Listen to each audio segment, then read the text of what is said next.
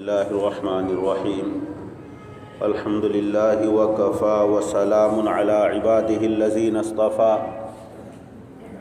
أما بعد فأعوذ بالله من الشيطان الرجيم بسم الله الرحمن الرحيم وآت ذا القربى حقه والمسكين وابن السبيل ولا تبذر تبذيرا صدق الله العظيم سبحان ربك رب العزة عما يصفون وسلام على المرسلين والحمد لله رب العالمين اللهم صل على سيدنا ومولانا محمد وعلى آل سيدنا ومولانا محمد وبارك وسلم۔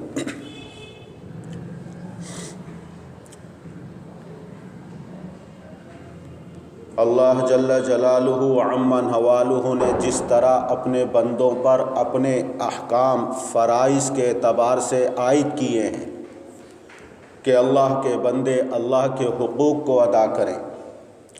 جو اللہ نے عبادت کے اعتبار سے ذمہ داریاں اپنے بندوں کے اوپر ڈالی ہیں اور ان کو مکلف بنایا ہے تو ان کو نبھائیں اور ان کو ادا کریں۔ اور اسی طرح اللہ کا یہ بھی حکم ہے کہ آپس میں بندوں کے جو حقوق ہیں ایک دوسرے سے وابستہ پورے طور پر ان کو ادا کریں اور کسی کے حق کو پامال نہ کریں، کسی کے حق کو نہ ماریں۔ تو دو طرح کے حقوق ہیں، ایک حق اللہ ہیں، ایک حق العبد۔ حقوق اللہ اور حقوق العباد، اللہ کے حقوق اور بندوں کے حقوق۔ لیکن عام طور سے مسلمانوں کا یہ نظریہ بنتا جا رہا ہے کہ صرف اللہ تبارک و تعالیٰ کے حق ادا کر دیں کافی ہیں، نمازیں پڑھ لیں، روزے رکھ لیں، زکوٰۃ ادا کر دیں، اللہ نے استطاعت دی ہے تو حج کر لیں، اور سمجھتے ہیں کہ ہم نے تمام حقوق ادا کر دیے اور مسلمان ہونے کا پورا حق ادا کر دیا۔ حالانکہ اگر کوئی شخص 5 وقتہ نمازی ہے، با جماعت نمازی ہے، لیکن بندوں کے حقوق کو پامال کرتا ہے اور ان کے حقوق ادا نہیں کرتا، رمضان میں روزے بھی رکھتا ہے لیکن بندوں کے حقوق ادا نہیں کرتا، صاحب نصاب ہے، زکوٰۃ ادا کرتا ہے لیکن بندوں کے حقوق کو پامال کرتا ہے، صاحب استطاعت ہونے کی صورت میں اس نے حج بھی کر لیا اور پے در پہ عمرے بھی کرتا ہے، لیکن پھر اپنے وطن واپس آ کر اپنے رشتہ داروں کے، اپنے والدین کے، اپنی اولاد کے، اپنے پڑوسیوں کے اور اپنے دوست احباب کے، متعلقین کے، ان کے حقوق کو ادا نہیں کرتا یا حق کو مارتا ہے، تو میدان محشر کے اندر اس کی یہ عبادتیں بندوں کے حقوق کو مارنے کی وجہ سے آخرت میں نجات نہ دلا سکیں گی۔ اس لیے جس طرح اللہ تعالیٰ کے حقوق کو ادا کرنا ضروری، بندوں کے حقوق کو ادا کرنا بھی ضروری، بلکہ اللہ تبارک و تعالیٰ نے اپنے حقوق سے زیادہ بندوں کے حقوق بندوں کے اوپر عائد کیے ہیں۔ اگر کسی شخص کی دینداری دیکھنی ہو، کسی کا تقوی اور پرہیزگاری کا اندازہ لگانا ہو، تو یہ دیکھ لو کہ بندوں کے ساتھ، انسانوں کے ساتھ اس کے کیا معاملات ہیں، یہ دیکھو کہ وہ دوسروں کے حقوق ادا کر رہا ہے یا نہیں کر رہا ہے۔ صرف اس کے نماز پڑھنے سے اور روزہ رکھنے سے، زکوٰۃ ادا کرنے سے اور حج کرنے سے اس کی دینداری کا اندازہ نہیں لگایا جا سکتا، بلکہ اس کے معاملات جتنے درست ہوں گے اور جتنے وہ بندوں کے حقوق ادا کرے گا، سمجھو کہ اس کے دل کے اندر اللہ کا ڈر، اللہ کا خوف ہے، تقوی ہے، اور وہ سچا پکا دیندار اور سچا پکا مسلمان ہے۔ حضرت عمر فاروق رضی اللہ تعالی عنہ کی عدالت میں ایک مقدمہ پیش ہوا، مدعی اور مدعا علیہ جب دونوں سامنے آئے تو البینۃ للمدعی، مدعی سے کہا کہ تم گواہ پیش کرو، لہذا مدعی نے اپنے مقدمے پر اور اپنے دعوے پر 2 گواہ پیش کیے۔ ایک گواہ کی عدالت کو اور اس کی سچائی کو اور اس کی دینداری کو حضرت عمر فاروق رضی اللہ جانتے تھے، کہ یہ عادل ہے، یہ ثقہ ہے، سچا ہے اور اس کی گواہی معتبر ہے، لیکن دوسرے گواہ کی عدالت اور اس کی سچائی کے بارے میں حضرت عمر فاروق کو علم نہیں تھا۔ اس لیے آپ نے پوچھا کہ کوئی ایسا شخص ہے دوسرے گواہ کی عدالت کے بارے میں بتا سکے کہ یہ سچا ہے اور دیندار ہے، تاکہ اسلامی شرعی عدالت میں اس کی گواہی کو معتبر مانا جائے اور قبول کیا جائے۔ تو ایک شخص کھڑا ہوا اور اس نے کہا، امیر المومنین، میں جانتا ہوں کہ یہ آدمی عادل اور سچا ہے اور اس کی گواہی کا اعتبار کیا جائے۔ حضرت عمر فاروق رضی اللہ تعالی عنہ نے پوچھا، حل جاورتہ، کیا یہ تیرے پڑوس میں رہتا ہے؟ اس نے کہا کہ نہیں، یہ میرے پڑوس میں نہیں رہتا۔ حضرت عمر فاروق رضی اللہ عنہ نے پھر دریافت فرمایا، حل صعبت معہ فی السفر الذی یسفر عن الحقیقہ، کیا تو اس کے ساتھ سفر میں رہا ہے اور یہ تیرا رفیق سفر رہا ہو؟ کیونکہ سفر میں انسان کی حقیقت اور اس کا مزاج اور اس کی عادت تمام کھل کے سامنے آ جاتی ہے۔ اگر کسی کی انسان کی مزاج اور اس کی دینداری اور اس کے عادات و اخلاق کے بارے میں آپ کو تجربہ کرنا ہو تو اس کے ساتھ سفر کر لو۔ سفر کو سفر کہتے ہی اس لیے ہیں کہ اس سے دوست کے اور رفیق سفر کے حالات کھلتے ہیں، زمانے کے بھی حالات سامنے آتے ہیں اور جو ساتھ میں ہے اس کے حالات بھی کھل کر سامنے آ جاتے ہیں۔ حضرت عمر فاروق رضی اللہ عنہ نے فرمایا، کیا تم اس کے ساتھ سفر میں رہے ہو کہ اس کی وجہ سے اس کی حقیقت اور اس کے حالات تمہارے سامنے آ جائیں؟ اس نے کہا، میں اس کے ساتھ سفر میں بھی نہیں رہا، یہ میرا رفیق سفر نہیں رہا۔ پھر حضرت عمر رضی اللہ تعالی عنہ نے دریافت فرمایا، ام عقدت معہ عقدا، کیا تم نے اس کے ساتھ کوئی معاملہ کیا ہے، کوئی تجارتی لین دین کیا ہے، خرید و فروخت کی ہے؟ اس نے منع کر دیا کہ نہ یہ میرا پڑوسی ہے، نہ میں اس کے ساتھ میں نے سفر کیا، نہ میں نے اس کے ساتھ کوئی معاملہ اور تجارتی لین دین کیا۔ تو حضرت عمر فاروق رضی اللہ عنہ نے فرمایا، فَلَعَلَّكَ رَأَيْتَهُ خَارِجًا مِنَ الْمَسْجِدِ بَعْدَ الصَّلَاةِ، شاید تم نے نماز کے بعد اس کو مسجد سے نکلتا ہوا دیکھ لیا ہوگا اور تم نے نماز کے بعد نکلتا ہوا دیکھ کر اندازہ کر لیا کہ یہ عادل ہے اور یہ سچا ہے اور اس کی گواہی کا اعتبار کیا جائے۔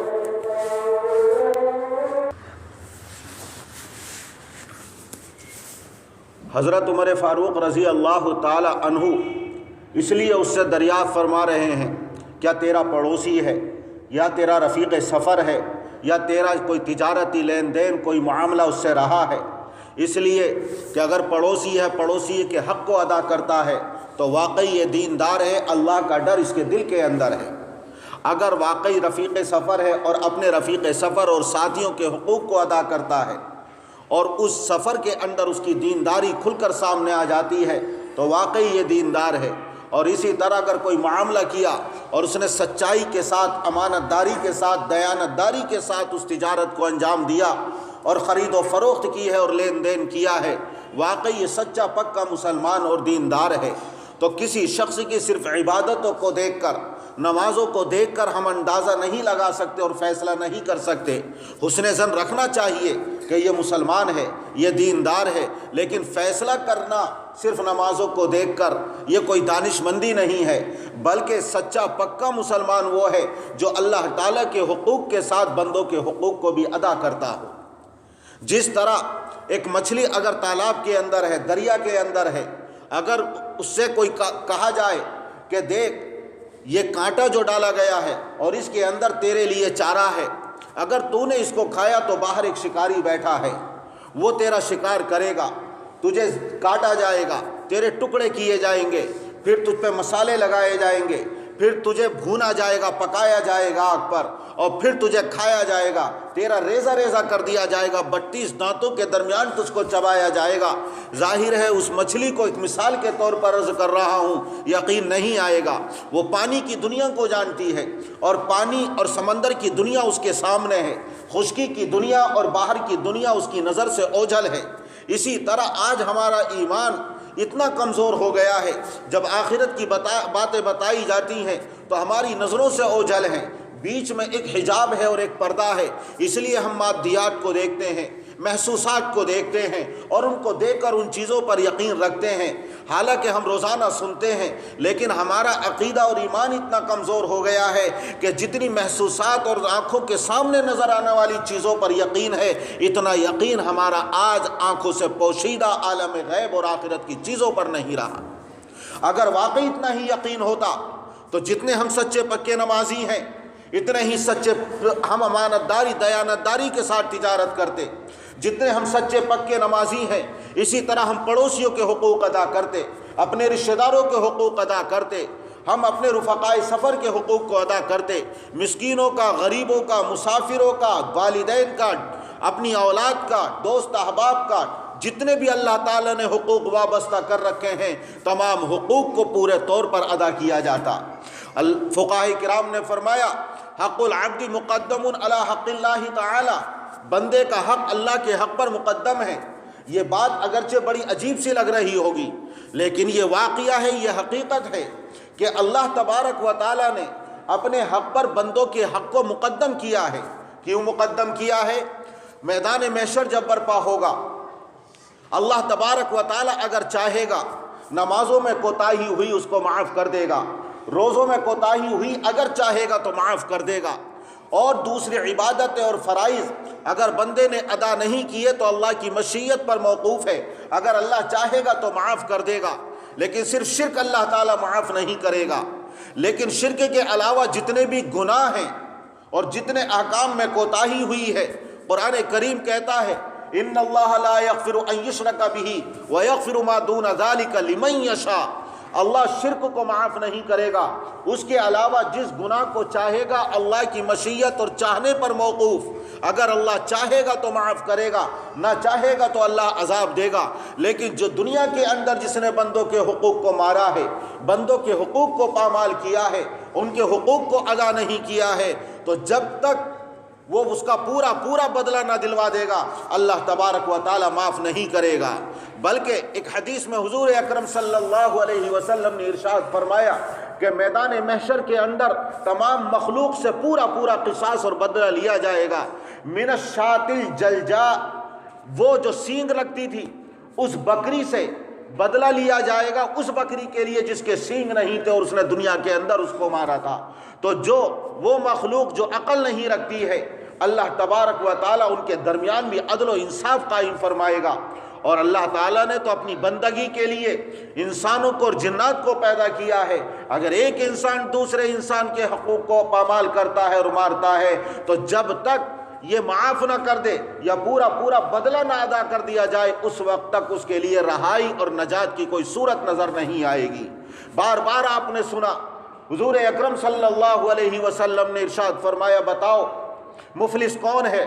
تو صحابہ کرام کہنے لگے من لا درہم لہ ولا دینار لہ، جس کے پاس روپیہ پیسہ نہ ہو، سونے اور چاندی کے سکے نہ ہو۔ آپ نے فرمایا مفلس وہ نہیں بلکہ میدان محشر میں مفلس اور غریب اور قلاش وہ ہوگا جو پہاڑوں کے انبار اور ڈھیر کے برابر اپنی عبادتیں، روزے، نماز اور دوسری عبادتیں اور اعمال خیر لے کر آئے گا، لیکن اس کو تھپڑ مارا ہوگا، اس کی غیبت کی ہوگی، اس کے اوپر بہتان لگایا ہوگا، اس کے حق کو پامال کیا ہوگا، تمام حقوق والے اس کو آ کر گھیر لیں گے اور پھر حقوق کا مطالبہ کریں گے۔ اب ظاہر ہے وہاں روپیہ پیسہ نہیں ہوگا اور وہاں سیم و زر اور مال و دولت نہیں ہوگی۔ اب کیا کیا جائے گا؟ اس کی نیکیاں ان کو دی جائیں گی، اس طرح حقوق کی ادائیگی کی جائے گی، اور جب اس کے نام اعمال میں نیکیاں نہیں رہیں گی تو صاحب حق لوگوں کے گناہ کو اس کے اوپر لاد دیا جائے گا اور اسے جہنم کا ایندھن بنا دیا جائے گا۔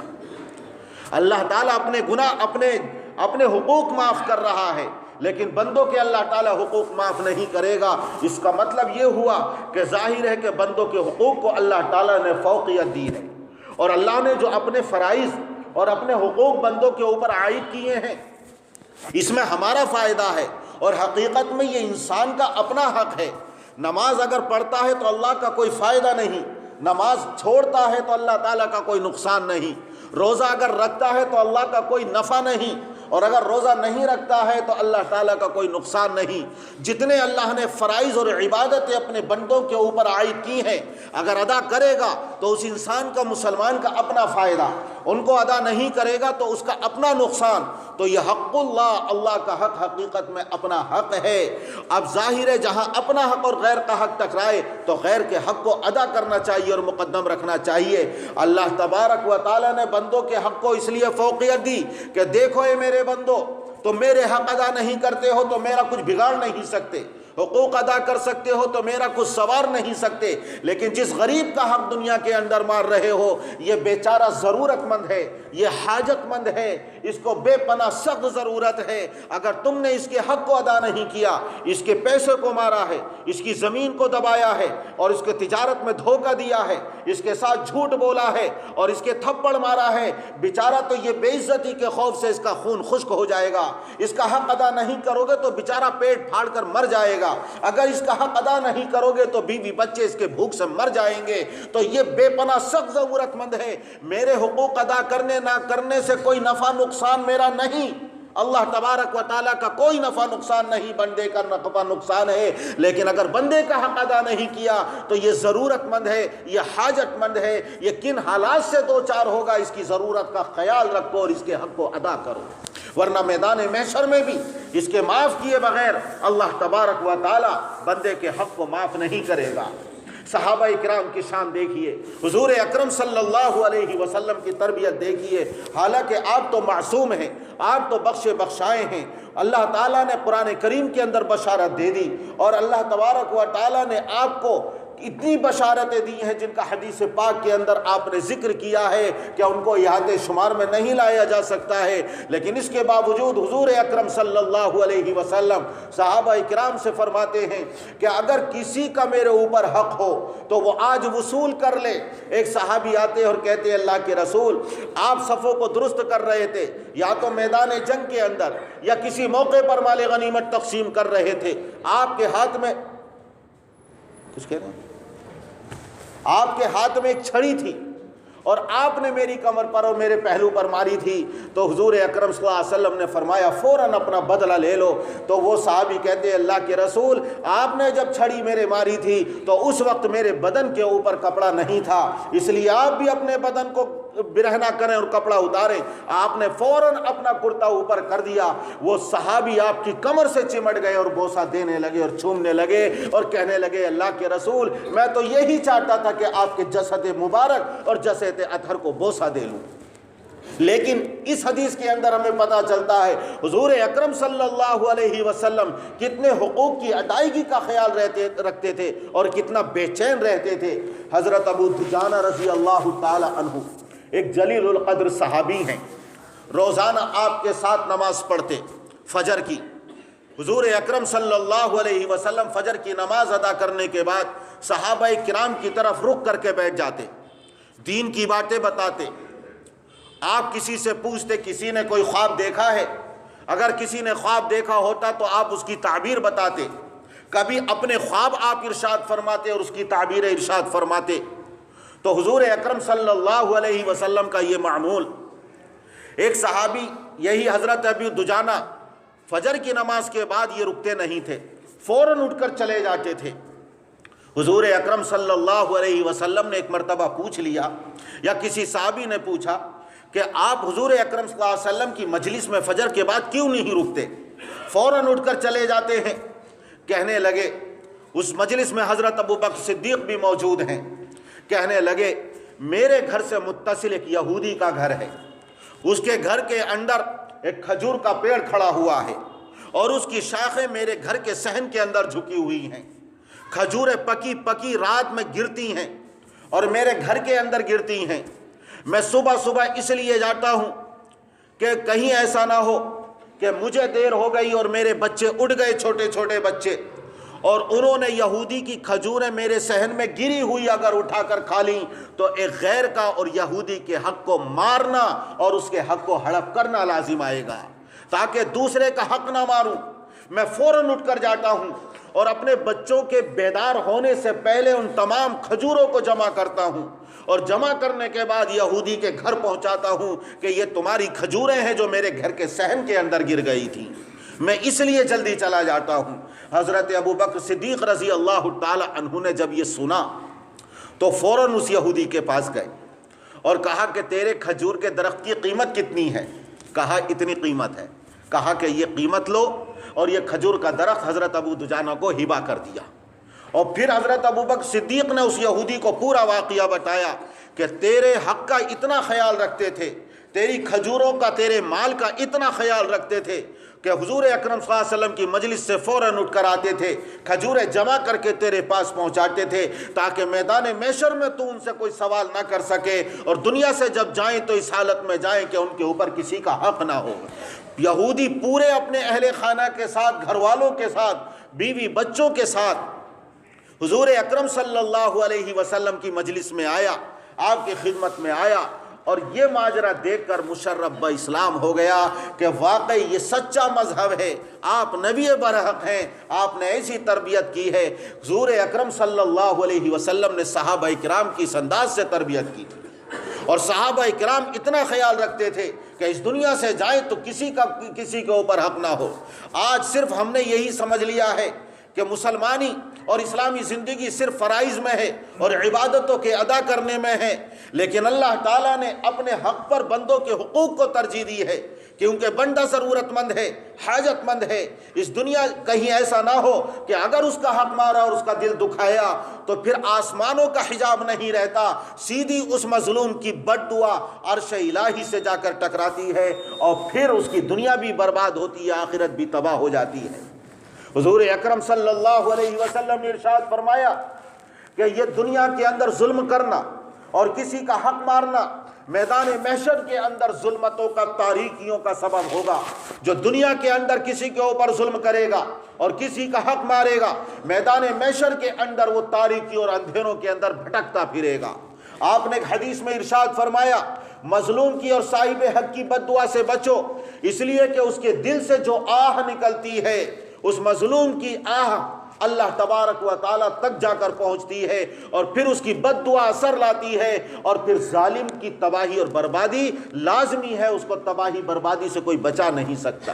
اس لیے دنیا کے اندر ہمیں چاہیے کہ آج اگر ہم نے کسی کا حق مارا ہے، کسی کے حق کو پامال کیا ہے، ہمارے اوپر کسی کے حق ہیں، تو اس عالم محشر کے آنے سے پہلے، جس میں کوئی فدیہ نہیں، کوئی مال و دولت نہیں، کسی کی سفارش نہیں، کوئی دوست نہیں، کوئی ہمارا ہمدرد نہیں، وہاں صرف نیکیوں کا اور اعمال خیر کا سکہ چلے گا۔ اس عالم کے آنے سے پہلے آج دنیا کے اندر ہم دوسرے کے حقوق کو ادا کریں تاکہ میدان محشر کے اندر اللہ اور اللہ کے رسول کے سامنے سرخروئی نصیب ہو جائے۔ حضرت عمر ابن عبدالعزیز رحمۃ اللہ علیہ اپنے وقت کے خلیفہ راشد ہیں، اتنے متقی پرہیزگار، تقریباً 2 سال تک انہوں نے خلافت کی ہے اور حکومت کی ہے۔ ایک مرتبہ اپنے گھر میں بیٹھے ہوئے ہیں، اپنی بیٹی سے پانی منگوایا، لیکن بیٹی کو آنے میں، پانی لانے میں ذرا تاخیر ہوئی، تو کہنے لگے اپنی اہلیہ فاطمہ سے کہ کیا بات ہے کہ ہماری اولاد نافرمان ہو گئی ہے، اتنی دیر سے پانی مانگا اور ابھی تک لے کر نہیں آئی ہے۔ ہفت اقلیم کے فرما روا، ایک بڑی سلطنت کے حکمراں اور خلفائے بنو امیہ کے خلیفہ راشد، ان کی اہلیہ نے کہا کہ آپ نے اپنی بیٹی سے پانی مانگا ہے، اپنے وقت کا بادشاہ اور حکمراں اور سلطان کی حالت دیکھیے گھریلو، دوسروں کے حقوق کو کبھی پامال نہیں کیا۔ ان کی بیوی نے کہا کہ آپ نے جو پانی مانگا ہے اس حالت میں مانگا ہے کہ آپ کی بیٹی کا پیجامہ ذرا پھٹا ہوا ہے، اس کو سینے میں تاخیر ہو گئی ہے، اس پھٹے ہوئے ہونے کی حالت میں آپ کے سامنے کیسے آئے، اس لیے وہ اس کو سی رہی ہے، درست کرنے کے بعد پھر آپ کی خدمت میں پانی کو پیش کرے گی۔ چاہتے تو بیت المال سے سب کچھ حاصل کر سکتے تھے، لیکن بیت المال میں تمام امت مسلمہ کے حقوق وابستہ ہیں۔ بیت المال میں جاتے تھے، اپنی ناک کو بند کر لیا کرتے تھے۔ لوگوں نے پوچھا کیوں بند کرتے ہیں؟ کہنے لگے اس لیے کہ اس کے اندر مشک بھی ہے اور خوشبو بھی ہے، اور اس کے اندر تمام مسلمانوں کے حقوق وابستہ ہیں۔ اگر یہ خوشبو میری ناک سے سونگھی گئی تو یہ دوسرے مسلمانوں کی حق تلفی ہوگی اور ان کے حق کو بیجا استعمال کرنا ہوگا۔ کتنا خیال رکھتے تھے، لیکن اس حقوق کی ادائیگی کا اور تقوی کا نتیجہ یہ نکلا کہ جب ان کا آخری وقت آیا، لوگ کہنے لگے کہ آپ کے 11 بیٹے ہیں، آپ سے پہلے کتنے خلفائے بنو امیہ آئے، انہوں نے اپنے بیٹوں کے نام جاگیریں لکھ دیں، الاٹ کر دیں، بے پناہ روپیہ پیسہ، دنانیر اور دراہیم چھوڑے، اور تم نے اپنے بیٹوں کے لیے کچھ بھی نہ چھوڑا۔ اس حالت میں جا رہے ہو کہ تمہارے اولاد کے پاس کوئی دولت نہیں ہے، کوئی پراپرٹی نہیں ہے۔ وہ کہنے لگے کہ میں نے اپنے بیٹے کو نیکی سکھائی ہے، صلاح سکھائی ہے، تقوی سکھایا ہے، اور اللہ تعالیٰ نیک لوگوں کا والی ہے، مددگار ہے۔ اگر میرے بیٹے نیک ہیں، متقی ہیں، تو اللہ تعالیٰ ان کا مددگار، اور اگر انہوں نے میرے ان تربیت کو قبول نہ کیا تو پھر میں ان کا کچھ بھی نہیں سنوار سکتا، اور ان کا پھر میرا کوئی تعلق نہیں۔ حضرت عمر ابن عبدالعزیز رحمۃ اللہ علیہ تو دنیا سے رخصت ہو گئے، لیکن اس واقعے کو لکھنے والا مورخ بعض حضرات نے امام شافعی رحمۃ اللہ علیہ کی طرف بھی منسوب کیا ہے، یا دوسرے کوئی مورخ اور کوئی محدث بیان کرتے ہیں کہ بعد میں دیکھا گیا کہ وہ خلفائے بنو امیہ جو ان سے پہلے تھے، جن کے نام بے پناہ دولت تھی، بے پناہ روپیہ پیسہ تھا، بے پناہ زمینیں اور جائیداد تھیں، تو ان کو جامع مسجد کی سیڑھیوں پر بھیک مانگتے ہوئے دیکھا ہے۔ اور جس باپ نے اپنی اولاد کے لیے کچھ نہیں چھوڑا، 11 بیٹے تھے، ان کے بعد اپنے اپنے علاقے کے 11 بیٹے گورنر تھے، اس لیے کہ وہاں کا حکمراں معلوم کرتا تھا کہ یہ تقوی، یہ دینداری، یہ لوگوں کے حقوق ادا کرنا، یہ اوصاف کس کے اندر پائے جاتے ہیں، تو حضرت عمر ابن عبدالعزیز رحمۃ اللہ علیہ کے بیٹوں کے علاوہ ان اوصاف کا حامل کوئی نہیں ملتا تھا، اس لیے ان کو گورنر بنا دیا جاتا تھا۔ آج ہم اپنی اولاد کے لیے اگر دوسروں کے حقوق کو پامال کر رہے ہیں تو دنیا بقدر مقدر ملے گی، کہیں ایسا نہ ہو کہ دوسروں کے حقوق کو پامال کر کے آج ہم نے اپنی اولاد کے لیے بینک بیلنس بنایا ہے، تو دنیا سے جب رخصت ہوں گے تو کہیں الیاذ باللہ اللہ تمام مسلمانوں کی حفاظت فرمائے، حرام مال جمع کرنے کی وجہ سے کہیں اولاد بھکاری نہ بن جائے